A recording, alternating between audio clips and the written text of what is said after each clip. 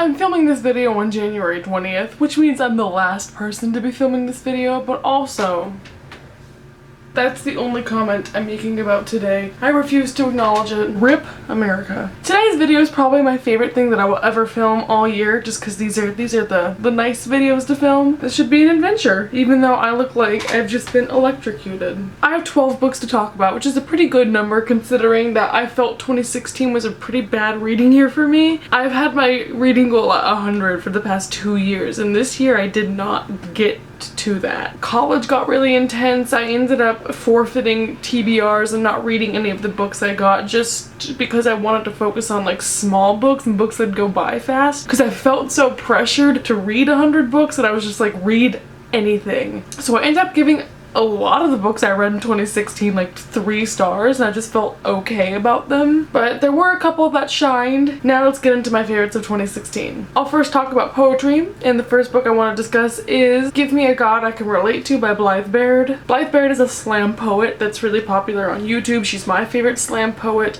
and I found out she has a written collection of works that includes her slam poetry, and I was into it. I had her send me a copy for review. I adored it. I read this in one sitting. Trigger warning for anorexia, violence, and rape, but if you're a feminist, this collection is just vital. It's so good. The way that she can fit society into an analogy and just give you like a gut-punching statement about it is mind-boggling to me. The anger and passion in her words is totally tangible. I read this back-to-back from reading Milk and Honey, which I thought was actually not a good book, so that in comparison to this is like jazz hands, the light of God. But I'm just forever going to be in love with Blythe. I think her writing, her work is so meaningful and important, and I highly recommend this book. Another new poet that I discovered this year is an author that I bought on a whim just thinking the title of his book sounded good, and it's one of my new favorites of all time. Said the Shotgun to the Head by Saul Williams. This book is just one large poem. It has different sections to it that go into topics about racism and war and feminism and just so many great, amazing topics just like contained in one book. If you want a book that's gonna make a social statement and make it with a punch, this book is your friend. It's just all the values that I believed in jam-packed and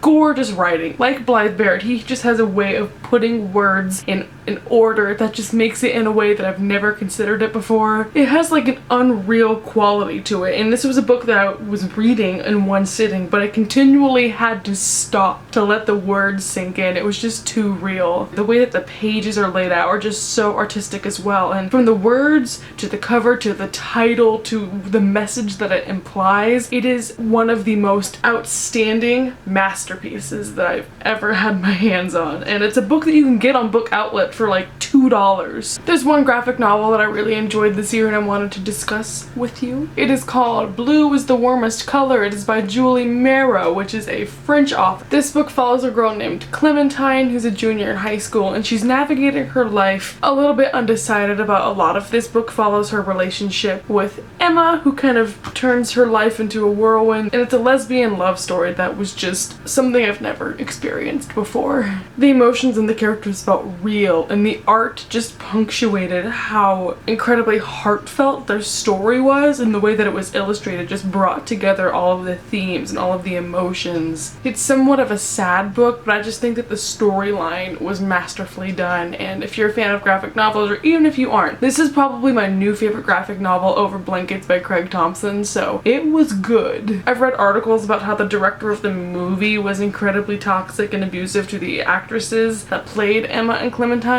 so the movie isn't going to be something that I support, but I think that this rendition of it and the story in this graphic novel was just so priceless. Highly recommend it. So transitioning into middle grade, I think the one middle grade book I read this year, and I wasn't anticipating I would put this on my favorites list because I wasn't sure if it had exactly filled that spot, but I'm gonna go ahead and mention it because who would I be if I wouldn't? Furthermore by Tahana Mafi. I seriously did not think that this would make it to my favorites list just because the problems I had with Shatter Me were exacerbated in this one. The genre combined with the faulty storytelling, it was just like I didn't know if it would quite make it, but the writing makes up for everything. Furthermore, it's a story of a girl named Alice who lives in a town called Farronwood, and everything there is based on color. Their magic system is all about colors, and everyone dresses colorfully. You gotta be colorful to fit in at Farronwood. But twist is, Alice was born completely colorless, so she's kind of this outcast in society, and she doesn't know where she fits in, doesn't have a lot of friends. One day, she decides she's gonna go on a mission to find her long-lost father, and she employs Oliver to help her do that, and they go off in an adventure furthermore on this grand scheme to get her father back. I was nervous that it wasn't gonna be as good as Shatter Me, because,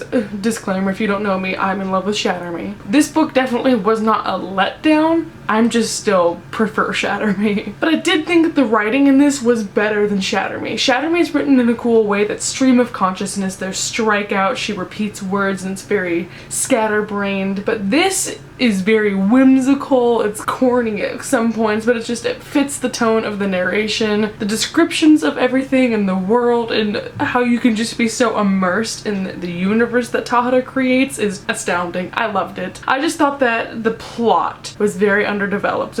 There were parts of it that I felt were lacking, such as the ending wrapping up too conveniently. Ignite me. Okay, now we can transition fully into young adult stuff. So I'm gonna mention the obvious one that probably everyone has on their list, so I'll keep it short. You've already seen like 30 of these videos probably. A Court of Mist and Fury by Sarah J Maas. Disclaimer, I know. I'm not the proudest to say that a Sarah J Maas book made it to my favorites list, because I don't condone the fact that Sarah J Maas is lacking diversity in this series and refuses to confront it or respond to tweets or anything about it. I really enjoyed this book, although I definitely see that it has problems. I read ACOTAR last year, and it was something that just barely slipped onto my favorites list. It was like a 4-star book for me. I liked the characters, but it wasn't like I was addicted to it or I loved it so much or anything. Then I read the sequel. The number one quality I think it has for me that gives it that punch that makes it go on this list of favorites is it just immersed me in a world that I haven't experienced since Shatter Me. It's so rare for me to find a story that I find myself going, this plot is amazing, this setting is so real, these characters are like, I want to be their friends, I want to be in the room where it happened. Shatter Me is on a level that like nothing can touch. Akamath skimmed it. Akamath went, hey, it got to the level where I was like, okay, this is like a 100% immersive experience that I don't want to go to work after reading because it's so good. I haven't felt that in years, so that's why I gave this book such a high rating, and I'm definitely gonna be getting the next book. I told myself I'd keep this short because I know everyone's talked about this book, so I'm just gonna move on. The next book that made it to my favorites list was The Kiss of Deception by Mary E. Pearson. This book is about Princess Leia, who on her wedding day decides to up and run from her wedding. She doesn't want to be forced to marry this other dude, and the book takes place in 3 perspectives. The first being Leia, of course, the second, the prince she runs away from, and the third, an assassin from another kingdom going potentially kill her because they don't like that kingdom. And the catch in the book is you don't know which man is who. It really takes a lot of twists and turns, and I thought it was really interesting. It wasn't predictable like you might think it would be. I'm sorry for the awkward jump cut, but I had a knock on my door, well, for housing, and I was terrified, so I just decided to stop filming until later, and today is later. Or right now is later. Also, I'm pretty sure my hair got 50 times fluffier than it used to be, so continuity errors, we love them. So Kiss of Deception, I don't know, it was like a solid 4-star book for me. Like, it wasn't amazing characters, amazing world, but I did think it was a really, really cool plot, and it was addicting, and the male characters were one thumb up. The ending of this one makes it seem like a really interesting setup for the second book, so I'm all about it. The next book I like is also another YA book, and that's called Golden Boy by Abigail Tartellin. This is book set in the UK, and it follows an intersex main character, which means it's a person born with both sex characteristics. He identifies as male, so we're following Max throughout this story, and trigger warning for rape. I just thought this book was something completely different than anything else I'd ever picked up before. Really informative for me, and being able to delve into Max's mindset. It's not an Own Voices book, but I still think it's very emotional, and just the anger that I felt while reading this was so tangible and present that just the way it got me to feel emotions was definitely noteworthy, just because that's a total indicator of a good book for me, is if I can come out of it feeling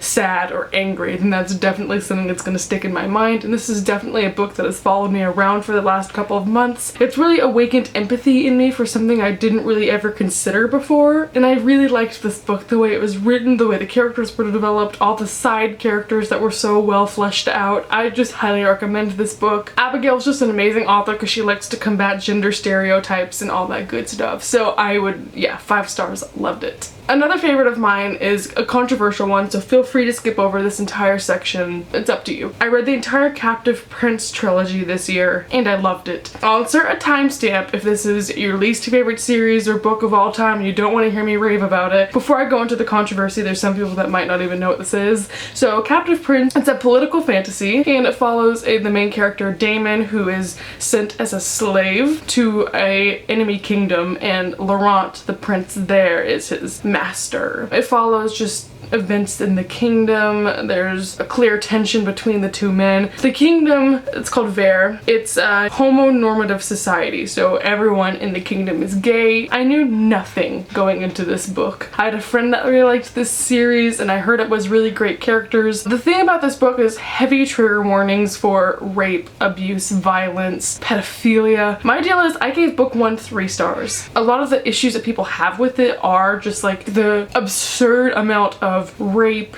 and abuse. People say there's even racist themes to it, which I see. Like, don't get me wrong, I know it's there. If I could eradicate all of those from book 1, I would. I'm not sitting here defending it. Like, I agree that the rape in this world goes a little too far. It's really disturbing, and there's parts of it that I just don't think are necessary. And I know it's very hit or miss topic. If this isn't something you think you like, don't even try it at all. But the thing that kept it afloat for me, and the reason why I don't hate it, is because while I was reading book 1, even though I was reading a lot of disturbing scenes, there was a little nugget inside of each of the characters that I just found completely fascinating. And these characters are so well-rounded, and they have depths to them that in book 1 aren't revealed. So I was glued to it. Like, as soon as I was acquainted with these characters and I only knew the surface of their conflicts and their backstories, I knew I needed to figure out what the rest of their story was. But the next 2 books were just, their depths